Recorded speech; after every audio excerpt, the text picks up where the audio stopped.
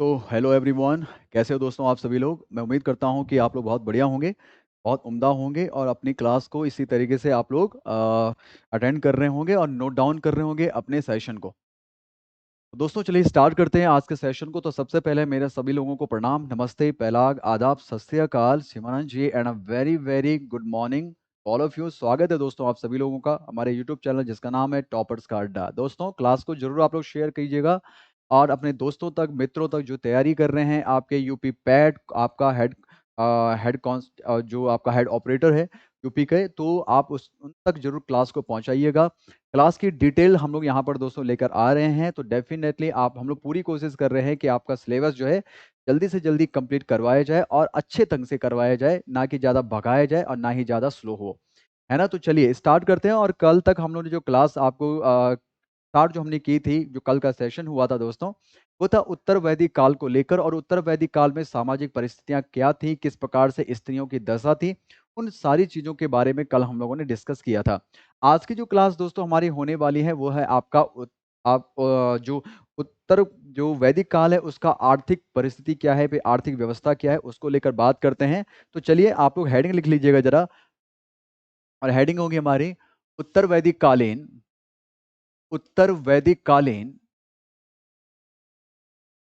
वैदिक कालीन आर्थिक व्यवस्था। उत्तर वैदिक कालीन आर्थिक व्यवस्था, है ना। इसको लेकर बात करते हैं, यानी कि इकोनॉमिकली क्या मामला था, क्या लेके चलते थे। तो इस बात को थोड़ा सा ध्यान रखिएगा। ऋग्वेद में हम लोगों ने दोस्तों ध्यान रखिएगा, ऋग्वेद में कृषि भी चल रहा है, आपका पशुपालन भी चल रहा है, और पशुपालन को लेकर हम लोग ज्यादा आगे बढ़ने लग गए थे, है ना। इस बात को ध्यान रखिएगा दोस्तों। और नेक्स्ट हम लोग बात करते हैं, यहाँ पर पहला जो हम लोग बात करेंगे वो होगा आपका कृषि से संबंधित मामला। यानी कि सबसे पहला पॉइंट जो आएगा वो कृषि से संबंधित आएगा। कि देखिए, हम लोगों को एक चीज पता है कि आखिरकार कि सिंधु घाटी सभ्यता के टाइम पर हमारे पास में लोहे का किसी भी प्रकार से हमको जानकारी नहीं है। ऋग्वेद के टाइम पर भी लोहे का जानकारी हमको नहीं है। हाँ, ऋग्वेद जैसे ही आपका खत्म होने की कगार पर होगा, लोहे की आप जानकारी हो जाएगी और उसी बाद आपका उत्तर वैदिक काल स्टार्ट हो जाएगा। तो कृषि से संबंधित जो मुद्दा हमारे पास में आता है ना, वो यहीं से आपका एक क्रांति के तौर पर हमारे पास में आ जाएगा दोस्तों। क्या आ जाएगा? क्रांति के तौर पर हमारे पास में आ जाएगा। ठीक है ना, इस बात को ध्यान रखना। अगर मैं आपके क्या बात, अगर मैं इसको ऐसा ना लिख कर कुछ इस प्रकार से इसका अगर मैं लिखूं, देखो मैंने इसको मिटा दिया है नहीं, देखो मैंने चलो ठीक है, कोई बात नहीं, हम इसको ऐसे कर सकते हैं, कृषि लिख सकते हैं, कोई दिक्कत नहीं है। आप यहां पर अगर लिखना चाहें तो प्रमुख पेशा, अगर मैं बात करूं कि प्रमुख पेशा क्या था, प्रमुख पेशा, ध्यान रखना दोस्तों। क्योंकि क्योंकि ध्यान रखना कि कृषि कृषि कार्यों में वृद्धि होने लग गई, कृषि कार्यों में वृद्धि, कृषि कार्यों में वृद्धि होने लग गई, है ना। मैंने पशुपालन कहा था आप लोगों को ऋग्वेद के टाइम पर। कृषि कार्यों में वृद्धि यूं होने लग गई क्योंकि क्योंकि लोहे का आविष्कार हो चुका है, या फिर लोहे की खोज हम लोगों ने कर लिया, आप लोग खोज भी कह सकते हैं, और लोहे के बारे में जानकारी हमको हो गई, आप ऐसा लिख सकते हैं, लोहे का ज्ञान हो चुका है, ये ज्यादा बेस्ट रहेगा, मुझे ऐसा लगता है। लोहे का ज्ञान हो गया, हो गया। इसलिए इसलिए ध्यान रखिएगा कि कृषि के कार्यों में हम लोगों ने वृद्धि करना स्टार्ट कर दिया। ठीक है दोस्तों, तो कृषि के कार्यों में वृद्धि आपकी क्यों होने लग गई? क्योंकि हम लोगों ने लोहे के बारे में जानकारी प्राप्त कर ली। ठीक है ना, इस बारे में ध्यान रखना आप लोग जरा। नेक्स्ट हमारे पास में बात करते हैं। देखिए, एक आपका क्या आता है, क्या आता है, एक ब्राह्मण ग्रंथ आता है दोस्तों, इसको कहा जाता है तैत्तिरीय ब्राह्मण। तैत्तिरीय ब्राह्मण एक ग्रंथ आता है, तैत्तिरीय ब्राह्मण। मुख्य मुख्य चीजों को दोस्तों हम लोग यहाँ पे करेंगे। इसमें क्या लिखा गया है? इसमें लिखा गया है कृषि ही ब्रह्म है। क्या लिखा गया है? सॉरी, कृषि कह रहा हूं मैं, अनाज ही ब्रह्म है, अनाज ही ब्रह्म है, अनाज ही ब्रह्म है। यानी कि यही ब्रह्म है, इसके अलावा कोई नहीं, अनाज ही ब्रह्म है ना। तो यानी कि अगर अनाज है तो पेट भर सकते हैं, पेट बोलते हैं ना, बिना पेट भरे भगवान के भजन भी नहीं होते। तो पेट भरने के लिए, क्योंकि कृषि है, अनाज है, और अनाज तभी आप हो सकता है जब हम लोग क्या कर रहे हैं, कृषि हम लोग कर रहे हैं। ठीक है ना, ध्यान रखना इस बात को जरा। चलिए इसके बाद बात करते हैं दोस्तों, एक शब्द मिलता है दोस्तों हमारे पास में, कि अगर मैं इसको इस तरीके से लिखूं कि इंद्र के लिए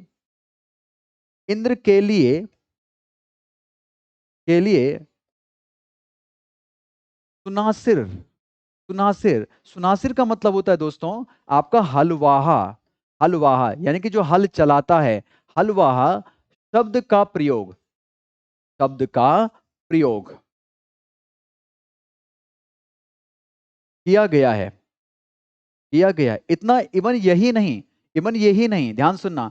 आपके जो राजा जनक है ना, राजा जनक, इनके बारे में भी ये मिलता है। राजा जनक जो माँ सीता के जो पिता थे, है ना, तभी आपके माँ सीता को जानकी के नाम से पुकारा जाता है, जनक के। तो जनक के बारे में कहा जाता है कि जनक भी क्या लगाते थे, हल लगाते थे। अरे तभी तो राजा जनक को भाई खेत से क्या मिली थी, माँ सीता मिली थी, एक बॉक्स के अंदर रखी हुई, है ना। ये आप सभी लोगों को पता होगा दोस्तों। इसके बाद नेक्स्ट हम बात करते हैं इसके बाद का मामला क्या है। अच्छा देखिए, मैंने आप लोगों से एक चीज बारे में बात करी कि आप इसे यहाँ पे लिखते रहिएगा, मैं आगे बढ़ाता हूँ। देखो हमारा मैटर कृषि ही चल रहा है। आपने अथर्ववेद के बारे में हम लोगों ने डिस्कस किया। क्या बात करें, अथर्ववेद। अथर्ववेद में देखिए, वैसे तो ऋग्वेद में भी हमारे पास में कृषि इंजीनियर के बारे में डिस्कस किया जाता है, परंतु अथर्ववेद में आपके पृथुवैन्य पृथुवैन्य वैन्य नामक नामक पहले कृषि इंजीनियर पहले कृषि इंजीनियर पहले कृषि इंजीनियर की चर्चा की गई है, की चर्चा की गई है। ठीक है, इस बात को ध्यान रखिएगा। वैसे तो मैं ऑलरेडी आप लोगों को बता चुका था कि ऋग्वेद में भी आपका इनके बारे में क्या की गई है, आपकी चर्चा की गई है। इसको भी आप लोग ध्यान रखना जरा, ठीक है ना। चलो आगे बढ़ते हैं।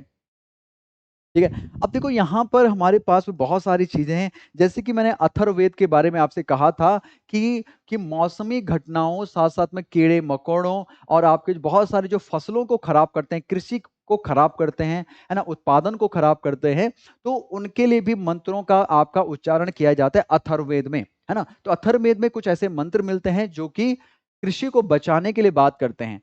उसी प्रकार से दोस्तों एक बात को और देखिएगा, हमारे पास में ओलावृष्टि के लिए भी आपके शब्द मिलते हैं, अतिवृष्टि के लिए भी हमारे पास में शब्द मिलते हैं। और साथ साथ में दोस्तों एक बात को और ध्यान रखिएगा कि नहरों नहर शब्द का नहर शब्द का पहली बार प्रयोग किया गया है। पहली बार प्रयोग मिलता है कहां पे, आपको उत्तर वैदिक काल में। और दोस्तों ध्यान रखना, आपके नहर को नहर नहीं बोला गया है, नहर को कुल्या कहा गया है। क्या बोला गया है, नहर को कुल्य कहा गया है। बातें क्लियर हो गई। नहरों के लिए कुल्या बोलूं मैं, या फिर नहरों के लिए कुल्य कुल्य कहा गया है, कहा गया है, या फिर उल्लेख मिलता है। ठीक है दोस्तों, तो मैं उम्मीद करता हूं कि आप सभी लोगों को ये चीजें समझ में आ रही होंगी। ठीक है भाई, चलो ठीक है, आगे बात कर लेते हैं जरा। ठीक है, आगे देखो, वैसे तो बहुत सारे शब्द मिलते हैं आपके कृषि को लेकर। जैसे कि आपके बुआई के लिए अलग शब्द मिलता है, जुताई के लिए अलग शब्द मिलता है, जैसे कि अगर रोपाई होनी है उसके लिए अलग शब्द मिलता है ना, कटाई के लिए अलग शब्द मिलता है। ये आप सभी लोगों के लिए इंपॉर्टेंट नहीं है। हेड ऑपरेटर हो गया, या फिर पेट जो एग्जाम होता है वो सादा इतना ज्यादा इंपॉर्टेंट नहीं है, डेप्थ वाला आपका क्वेश्चन है, तो यहाँ पर मैं जरूर नहीं जाना चाहूंगा। ठीक है ना, इस बात में ध्यान रखना। चलो ठीक है, चलो फिर आगे बात कर लेते हैं। अब थोड़ा सा कुछ प्रमुख जो फसलें दोस्तों हमारे पास में है ना, उन प्रमुख फसलों के नाम लिख लेते हैं, है ना, ऐसा कर सकते हैं हम लोग। प्रमुख फसल, प्रमुख फसलें जो आपके उत्तर वैदिक काल के दौरान हम लोगों ने क्या करने लगे थे, उगाने लग गए थे। और उन फसलों का अलग अलग नाम हमको देखने को मिलता है। क्या मिलता है, अलग अलग नाम हमको देखने को मिलता है।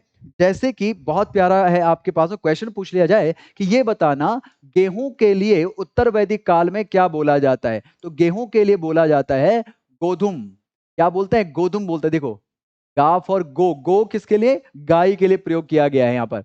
तो गाय से ही आपका गेहूं शब्द का यूज किया गया, गोधुम। तो गा फॉर गेहूं और गा फॉर गेधूम। ठीक है, गोधुम सॉरी। ठीक है, बात समझ गए? Okay, next. अब मैं इंपॉर्टेंट लिखूं, सारे नहीं लिखूंगा भाई, क्योंकि वो ज्यादा इंपॉर्टेंट नहीं है। चावल के लिए देखो देखो, चावल के लिए हम क्या बोलते हैं? ब्रीही कहते हैं, ब्रीही। अच्छा, आपने हिंदी में बहुब्रीही सुना होगा, बहुब्रीही समास, बहुब्रीही समास। तो ब्रीही, जो बहुब्रीही समास है ना, वो किसके लिए? चावल से संबंधित आपका है। देखो, ब्रीही, या फिर इसको बोला जाता है तंदूल। तंदूर मत लिख लेना भाई, है नहीं। चावल के लिए तंदुल शब्दों का प्रयोग किया गया है, या फिर ब्रीह शब्द का प्रयोग किया गया है। ठीक है ना? चलिए फिर आगे बात कर लेंगे। ठीक है, बस एक और मैं लिखना चाहूंगा जरा यहां पर, और वो शब्द मिलता है आपके, जैसे कि सरसों के लिए। सरसों के, चलो एक और भी लिख लेंगे हम लोग जरा, सरसों के लिए और आपके धान के लिए। दोस्तों सब ध्यान ध्यान रखना इस बात को जरा, कि ये जो मैं आपको लिखा रहा हूं, सरसों हो गया, धान हो गया, चावल हो गया, गेहूं हो गया, ये सारे के सारे आपके पास में बहुत इंपॉर्टेंट है भाई। ठीक है ना? सारे के सारे आपके लिए बहुत ज्यादा इंपॉर्टेंट है। अब देखो जरा, मैंने आखिरकार जो यहाँ पर देखो, यहाँ पर सरसों के लिए सारी शाखा शब्द का प्रयोग क्या लिख दिया मैंने? सरसों, सरसों के लिए सारी शाखा शब्द का प्रयोग किया गया है। तो शाप और सारी, शाखा, साप और सरसों। ठीक है ना? धान के लिए शाली शब्द का प्रयोग मिलता है। बस मैं इतना लिखना चाहूंगा यहाँ पर जरा, सरसों के लिए सारी शाखा बोला गया है, और धान के लिए शाली शब्द का प्रयोग आपका किया गया है। ठीक है, आप लोग नोट करते रहे भाई यहाँ पर, और आप लोग पॉज करके भी आगे मैटर को लिख सकते हैं। ठीक है ना? चलो,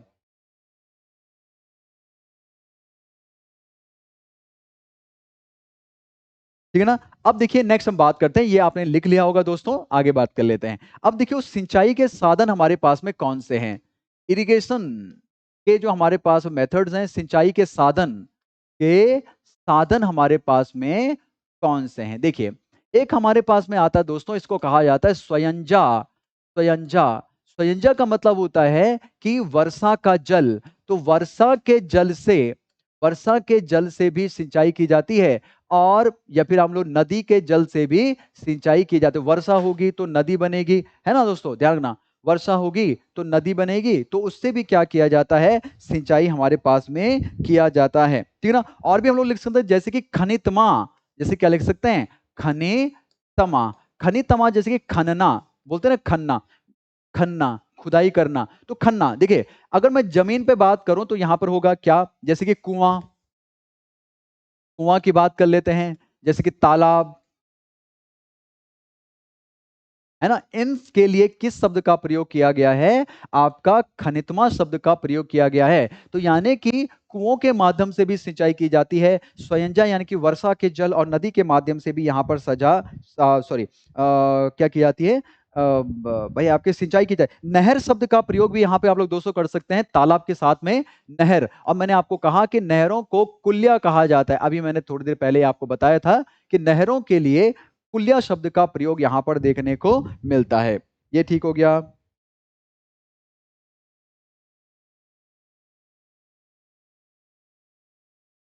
ठीक है, अब चलिए आगे बढ़ते हैं पशुपालन पे। चलो, आप लोग लिख लिया होगा इस चीज को, पशुपालन।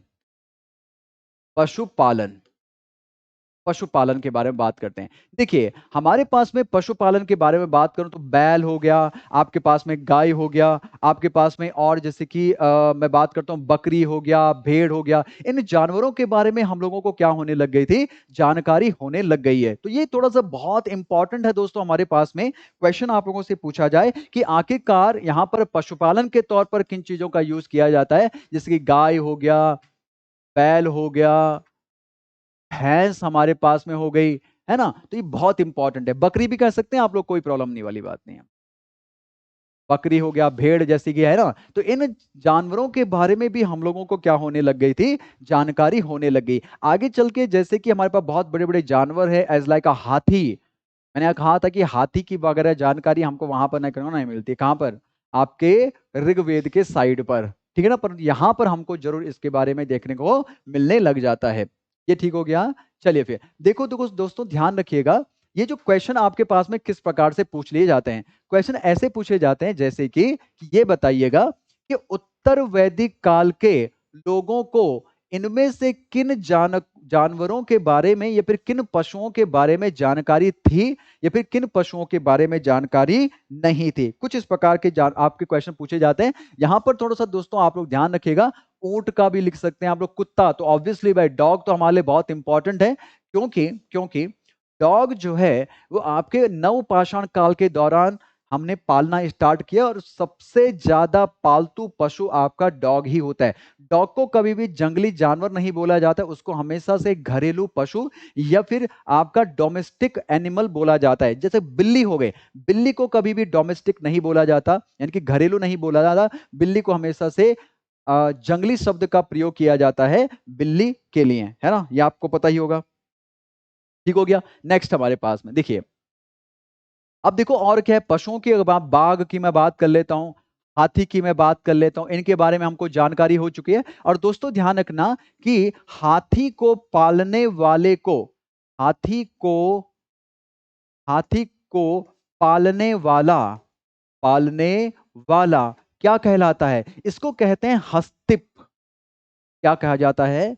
इसको हस्तिप कहा जाता है। ये बातें क्लियर हो गई। तो हमारे पास में कुछ ऐसे शब्द हैं जो कि बहुत ज्यादा इंपॉर्टेंट हमको देखने को मिलते हैं। तो पशुपालन में गाय, भैंस, बकरी, ऊंट, कुत्ता और भी हैं। यहाँ पे मैंने स्टॉप कर लिया इस चीज को, परंतु कोई डजंट मैटर।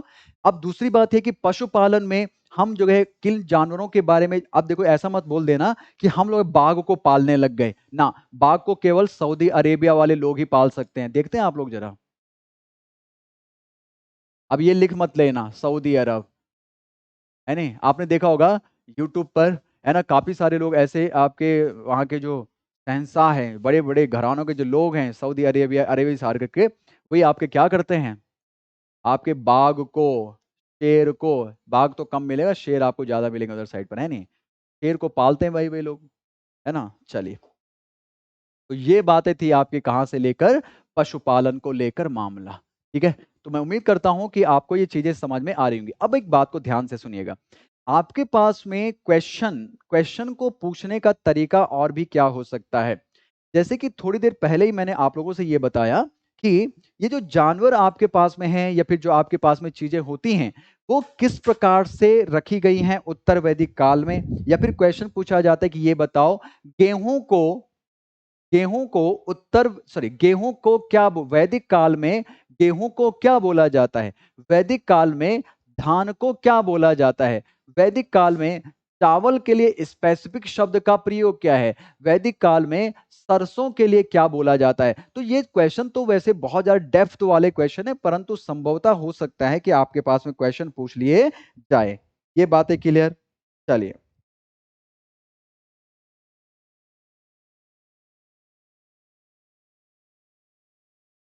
ठीक है ना। चलो फिर आगे बात कर लेते हैं। अब नेक्स्ट बात कर लेते हैं धातु। यहां पर उत्तर वैदिक काल में धातु के लिए कौन कौन से प्रयोग किए गए? देखो हमको सभी को पता ही है कि लोहे का ज्ञान तो हमको हो ही चुका है, लोहे का ज्ञान हमको हो चुका है। तो अब बात यह आती है दोस्तों कि आखिरकार लोहे के लिए क्या बोला जाता होगा, लोहे के लिए क्या बोला जाता हो। देखो लोहा, क्योंकि ब्लैक, या फिर ब्लैक तो हम लोग कंप्लीट नहीं बोल सकते, परंतु ग्रे कलर का काइंड ऑफ होता है, तो उसको श्याम वर्ण कह देते हैं हम लोग। क्या बोलते हैं? देखो इसको कहा जाता है कृष्ण कृष्ण अयस। क्या कहते हैं? कृष्ण अयस कहते हैं दोस्तों इसको, कृष्ण अयस। या फिर क्या बोलते हैं आपके लोहे के लिए? श्याम अयस। कृष्ण का मतलब काला होता है, श्याम का मतलब श्यामला होता है, या फिर कृष्ण का मतलब भी श्यामला होता है। श्यामला तो नहीं, कृष्ण का मतलब काला ही होता है, ठीक है ना। अयस होता है, श्याम अयस। तो लोहे के लिए क्या शब्द प्रयोग किए गए हैं? श्याम अयस। ध्यान से सुनना, ऋग्वेद काल में लोहे के बारे में और चांदी के बारे में हम लोगों को जानकारी नहीं थी, ठीक है ना। नेक्स्ट हम बात करते हैं कि अब आपका तांबा जो है, तांबे के लिए आपके उत्तर वैदिक काल में क्या बोला गया? इसको बोला गया है लोहित अयस। क्या बोला गया है? लोहित अयस। लोहित, लोहित का मतलब क्या हो गया? ध्यान सुनना, लोहित का मतलब लोहे से मत लगाना, लोहित का मतलब लाल है, लोहित का मतलब लाल कलर का। तो तांबा कैसे काइंड ऑफ लाल होता है ना, तो उसको लोहा यानी कि लाल रंग का अयस, यानी कि लाल रंग का धातु, ठीक है ना। नेक्स्ट हम बात करते हैं, एक और शब्द है दोस्तों यहां पर आपका कांसा। कांसा जो ब्रॉन्ज जिसको हम लोग कह देते हैं, कांसा के लिए त्रपु शब्द का प्रयोग किया जाता है। कांसा के लिए त्रपु शब्द का प्रयोग किया जाता है। कांसा के लिए त्रपु शब्द का प्रयोग किया जाता है। ये बातें क्लियर हो गई?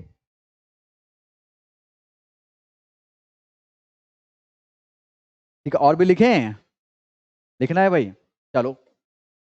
सोना, सोना, सोना के लिए हिरण्य शब्द का प्रयोग किया गया है।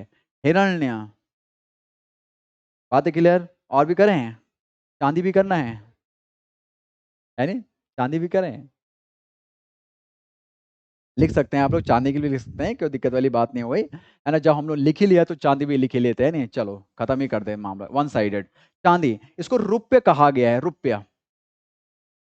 चांदी को रुपये कहा गया है, ठीक है ना। चलिए ठीक है, आगे बात करते हैं। सोना, लोहा, तांबा, कांसा, तो आपको समझ, सबको समझ में आ गया कि धातु के लिए कौन कौन सी धातुएं थी जो आपके उत्तर वैदिक काल में, और जिनको की क्या क्या बोला जाता था। ठीक है दोस्तों, चलिए। ओके भाई,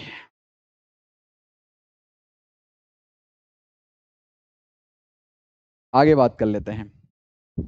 ठीक हो गया ना। चलिए, नेक्स्ट हम बात करते हैं। ये आपने लिख लिख लेना दोस्तों, आप लोग जो लिख लिएगा, ठीक है। नेक्स्ट बात करते हैं उत्तर वैदिक कालीन, हेडिंग लिखना आप लोग, उत्तर वैदिक कालीन,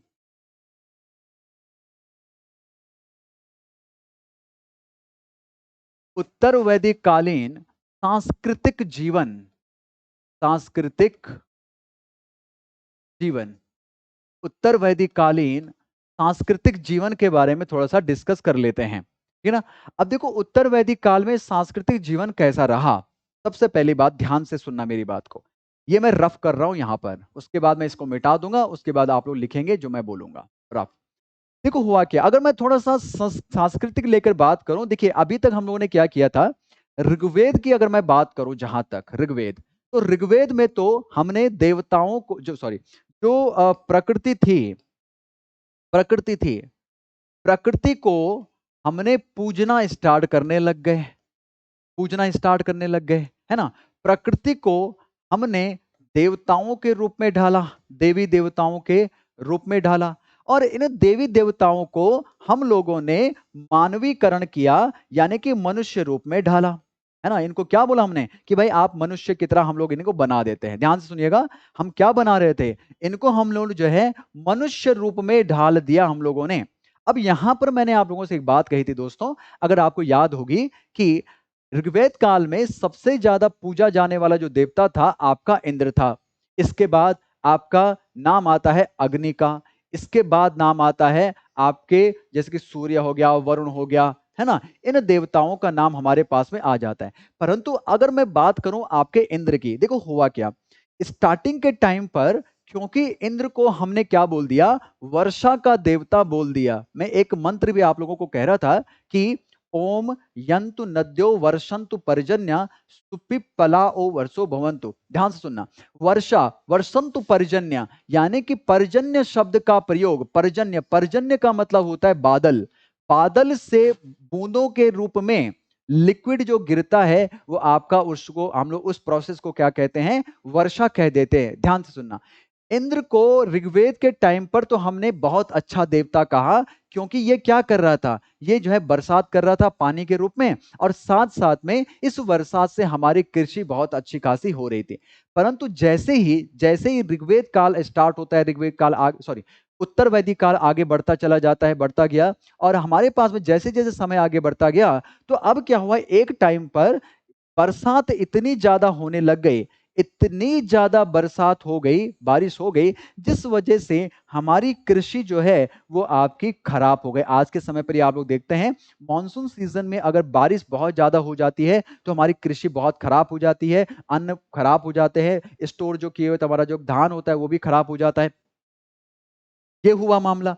साथ साथ में हमने हमने आपके, जब आपके इंद्रदेव के द्वारा इतनी सारी बारिश की गई, बाढ़ वगैरह आने लग गए, लोगों के घर डूबने लग गए, पहाड़ के पहाड़ टूटने लग गए, इस तब जाके हमने इसे क्या बोल दिया, ऋग्वेद काल में जिसको हमने देवता कहा हुआ था, उत्तर वैदिक काल में हमने उसे राक्षस कहना स्टार्ट कर दिया, कि ये बंदा कोई देवता नहीं हो सकता, देवता कभी भी हमारे लिए गलत काम नहीं करते हैं। बातें समझ में आ गई? देवता कभी भी हमारे लिए गलत काम नहीं करते, देवता हमारे लिए हमेशा से अच्छे ही काम करते हैं। ये बात क्लियर हो गई ना? चलिए, ओके,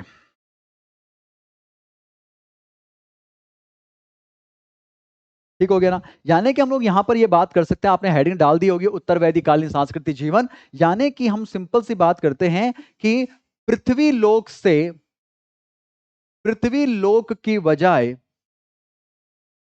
पृथ्वी लोक की बजाय, की बजाय, बजाय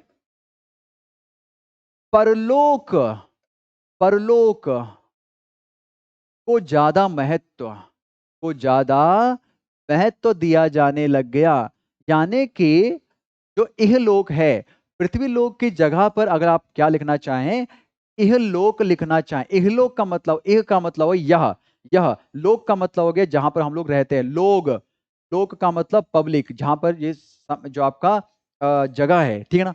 तो यानी कि यह लोक जो पृथ्वी लोक है, इसकी बजाय हम लोगों ने परलोक के बारे में ज्यादा बातें करने लगे, भगवानों को ज्यादा खुश करने लग गए। आपके बहुत सारे देवी देवताओं के बारे में, उनको कर्मकांड के माध्यम से, अनुष्ठानों के माध्यम से हम लोग उनको खुश करने लग गए, ताकि वे हमारी सारी जो हमारी इच्छाएं हैं, उन इच्छाओं को पूरा कर सके। मैंने कहा ना, यज्ञ, देखियो आपके पास में एक चीज को याद रखना, आप लोग जरा ध्यान से सुनिएगा आप लोग।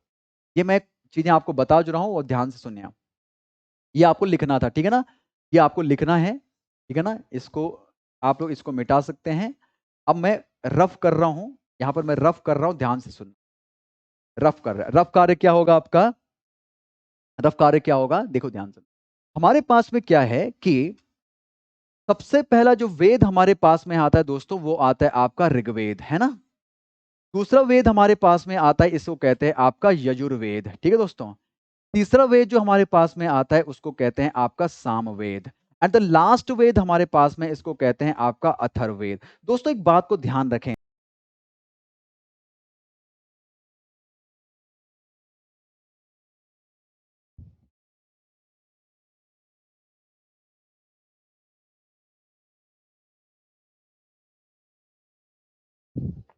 तो चलिए, तो हम बात करने वाले हैं आपके, जैसे कि मैंने आपसे कहा, तो आपके जो ऋग्वेद होता है, आखिरकार मामला क्या है? देखो रफ काम का हम लोग कर रहे हैं।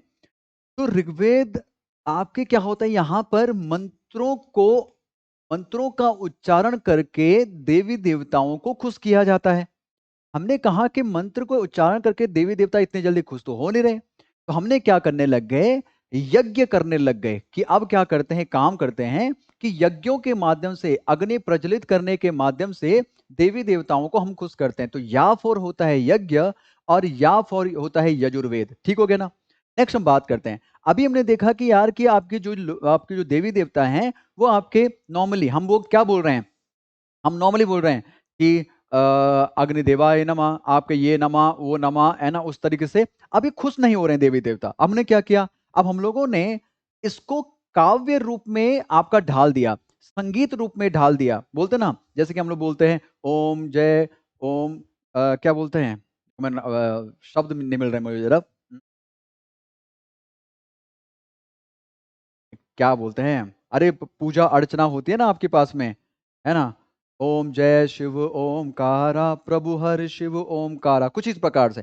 तो संगीत के माध्यम से हम लोगों ने भगवान को खुश करना स्टार्ट कर दिया, यज्ञ करना स्टार्ट कर दिए। तो साफ और होता है सामदेव, और साफ और होता है, आप सामदेव कह रहे हो, सामवेद, और साफ और होता है आपका संगीत, ठीक है ना? अब हमने देखा कि यार कि अभी तो ये मामला तो ठीक है, भगवानों को खुश तो आपका किया जा रहा है, अब आपको लोगों को वश में कैसे किया जाए? तो तब जाके हमारे पास में क्या आता है, अथर्ववेद अंतिम तौर पर हमारे पास में आता है। तो दोस्तों याद रखना, किस तरीके से हमको याद करना है। ऋग्वेद सबसे पुराना है, यहां पर मंत्र आपके बने, और मंत्र तो इनमें भी बने, परंतु यजुर्वेद में हमने यज्ञ करके भगवान को खुश किया। उसके बाद सामदेव, सामवेद में संगीत के माध्यम से हमने आपके भगवान को खुश करने की, देवताओं को खुश करने की पूरी कोशिश कर रखी है, ठीक है ना? तो ये बातें हमारे पास में इस तरीके से यहाँ पर आगे बढ़ती हैं, ठीक है दोस्तों? चलिए फिर, तो ये तो हमने बातों को समझ लिया कि क्या मामला आखिरकार यहाँ पे रहा, ठीक हो गया? चलिए आगे बात करते हैं, ठीक है? इसके बाद नेक्स्ट बात कर लेते हैं, आखिरकार हमारे पास में क्या मामला रहा। देखिए, अगर देखो आप लोगों से क्वेश्चन ये पूछा जाए कि देखना, हमारे पास में एक देवता है दोस्तों, एक देवता है, इस देवता का नाम होता है आपका अश्विन। देवता का नाम क्या है? अश्विन। ध्यान से सुनना, ये जो अश्विन देवता है ऋग्वेद में तो ये चिकित्सकों का देवता है, फिर चिकित्सा का देवता था, चिकित्सा का देवता, मेडिकल का देवता, है ना, चिकित्सा का देवता था, है ना। परंतु आपके उत्तर वैदिक काल में तो ऋग्वेद में तो हमारे पास में ये मिलता है, ऋग्वैदिक काल में तो आपका ये मिलता है। परंतु अगर मैं उत्तर वैदिक काल के बारे में बात करूं तो उत्तर वैदिक काल में अश्विन को कृषि का देवता कहते हैं। कृषि का देवता उत्तर वैदिक काल में, तो उत्तर वैदिक काल में ये आपके कृषि के देवता दोस्तों हो गए। ठीक है भाई, तो मैं उम्मीद करता हूं कि आपको ये समझ में आया होगा कि आखिरकार मामला यहां पर क्या रहेगा। ठीक है ना। चलो फिर नेक्स्ट हम लोग यहां पर बात कर लेते हैं। ठीक है, ओके नेक्स्ट। अब देखिए हमारे पास में और बस इतना ही हमको देखना है, यहाँ पर ज़्यादा नहीं देखना है क्योंकि ये इतना ज़्यादा आपका इंपॉर्टेंट नहीं है आप लोगों के लिए। हाँ, जहाँ पर आप लोग पीसीएस पढ़ते हैं, यूपीएससी पे बड़े एग्जामिनेशन के लिए बात करते हैं तो वहाँ पे जरूर क्वेश्चन पूछ लिए जाते हैं।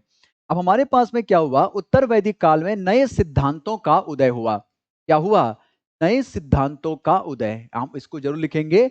अब नए सिद्धांतों का मतलब क्या हो गया, जैसे कि आपके नरक लोक, नरक लोक की के जैसे कि चीजों का भी प्रयोग किया जाने लग गया है कि भाई कोई नरक शब्द का, यानी कि नरक चीजें भी हमारे पास में होती हैं, यानी कि आप ऐसा लिख सकते हैं, इसको इस तरीके से लिख सकते हैं, नरक शब्द का प्रयोग, नरक शब्द का प्रयोग होने लग गया। यानी कि अगर वो गलत काम करेंगे तो आप नरक लोक में जाएंगे, है ना। अगर अच्छे काम करेंगे तो आप क्या जाएंगे, ब्रह्मलोक में जाएंगे। तो ब्रह्मलोक शब्द का प्रयोग भी यहां पर किया जाने लग गया। ठीक है दोस्तों, तो ब्रह्मलोक जैसे शब्दों का भी प्रयोग यहां पर किया जाने लग गया है। साथ साथ में मोक्ष की जानकारी होने लग गई है। क्लियर बात हो गई ना, ध्यान सुनना। मोक्ष की जानकारी भी आप लोग यहां पे लिख सकते हैं कि इन लोगों को मोक्ष की जानकारी हो चुकी है। की जानकारी, आखिरकार ये मोक्ष क्या होता है? तो मोक्ष का मतलब होता है दोस्तों कि जो न अगर किसी को क्या हुआ है भाई, पहली बात तो जन्म ना होना, जन्म ना होना और मरण भी ना होना। अरे जब जन्म ही नहीं होगा तो मरण क्या होगा, सिंपल सी बात। यानी कि जन्म और मरण से दूर हो जाना, यानी कि जन्म ही नहीं होगा कभी, अगर मर चुके हैं तो जन्म नहीं होगा। ठीक है ना, ध्यान से सुनना, है ना। और जन्म हो चुका है तो इसके बाद आपका नेक्स्ट बार जन्म नहीं होगा, फिर मरण होगा। ठीक है ना। तो यानी कि जन्म और मरण की इस चीज से जब मुक्ति हो जाती है ना, तो उसको क्या बोला जाता है, मोक्ष कहा जाता है। तो मोक्ष की संकल्पना या फिर सिद्धांत जो है आपका यहीं पर ही दिया जाने लग गया है। साथ साथ में आत्मा, परमात्मा, ब्रह्म और जैसे दार्शनिक चीजों का भी यहाँ पे चीजें किया जाना स्टार्ट होने लग गया है। ठीक है, चलो भाई, ये बातें हम लोगों ने दोस्तों यहाँ पर चीजों को समझ लिया। तो मैं उम्मीद करता हूं कि आपको इन चीजों के बारे में चीजें समझ में आ गई होंगी। तो ये था कुछ आपके पास में इस तरीके से चीजें। ठीक हो गया, चलो भाई, ओके, आगे बात कर लेते हैं।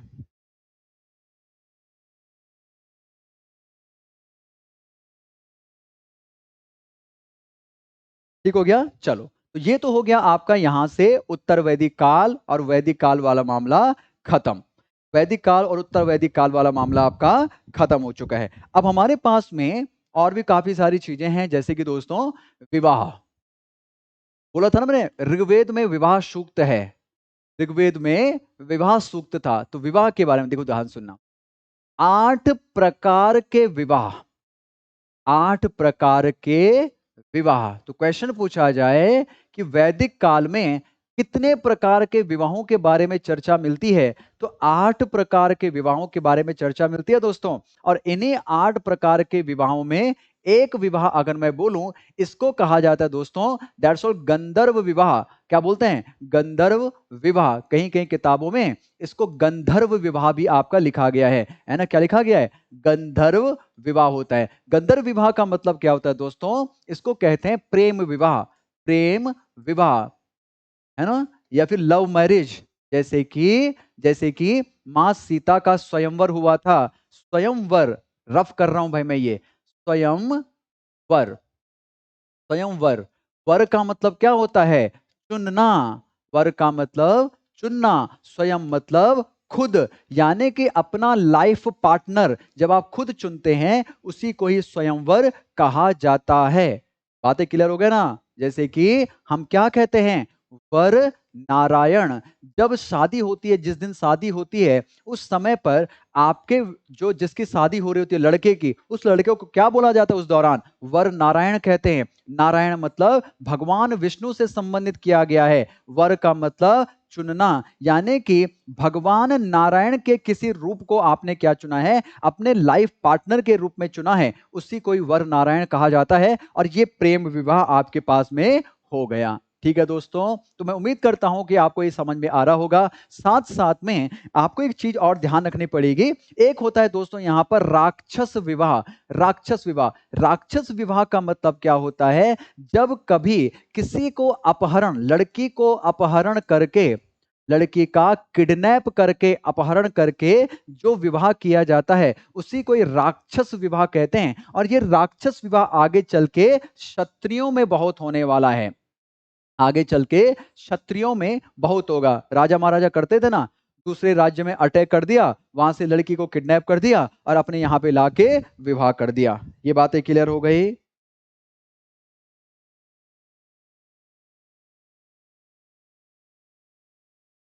बातें समझ में आ गई भाई?